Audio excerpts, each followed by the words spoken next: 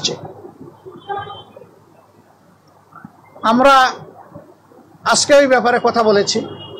আমরা বলেছি দুইটা বিষয় স্পষ্ট করা দরকার। একটা, নির্বাচনটা কখন হবে, আপনি যে সময়সীমা দিয়েছেন এর ভিতরেই জনগণের কোনো ধরনের বড় ভোগান্তি না হয়ে একটা কমফোর্টেবল টাইমে এই নির্বাচনটা হওয়া উচিত আমরা মনে করি। আর 2 নম্বর, আমরা বলেছি এই নির্বাচনের আগে অবশ্যই সংস্কার এবং দৃশ্যমান বিচারের কিছু প্রক্রিয়া জনগণের সামনে আসতে হবে। সংস্কার শেষ না করে যদি কোনো নির্বাচন হয়, এই নির্বাচনে জনগণ তাদের প্রত্যাশা পূরণ করতে পারবে না।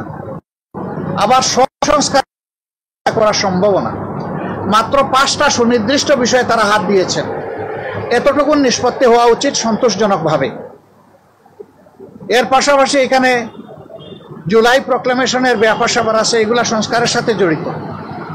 তো অনেক দলের দাবি দেওয়ার মধ্যেও কিছু ভিন্নতা আছে, এটা থাকবে। দল যেহেতু আলাদা, মতেরও ভিন্নতা থাকবে, এটাই স্বাভাবিক।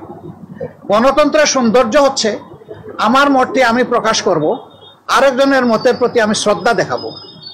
আমি কারো মতকে তুচ্ছ জ্ঞান করব না, উপহাস করব না, এবং কাউকে অপমানিত করব না।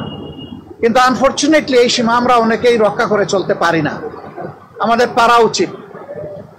গণতন্ত্রের স্লোগান হচ্ছে let us agree to disagree. আসো আমরা এক হই যে আমাদের ভিন্ন মত প্রকাশ করার অবকাশ আছে, সুযোগ আছে। এই থিওরির উপর আমাদের সকলকে আসতে হবে।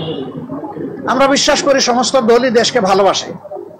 ভালোবাসার জায়গা থেকে দায়িত্ববোধের পরিচয় দিয়ে আমরা সবাই যদি এগিয়ে আসি এবং আমরা যদি সংস্কার প্রক্রিয়াকে অর্থবহ সহযোগিতা করি, তাহলে একটা অর্থবহ সংস্কারের মধ্য দিয়ে একটা অর্থবহ নির্বাচন নিশ্চিত হতে পারে ইনশাআল্লাহ।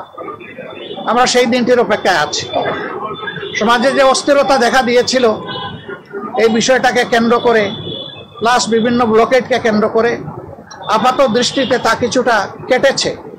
আমরা এর স্থায়ী নিষ্পত্তি চাই এবং আমরা মনে করি যে 2টা রোডম্যাপ ঘোষণা করলেই তার অনেকটাই সমাধান হয়ে যাবে।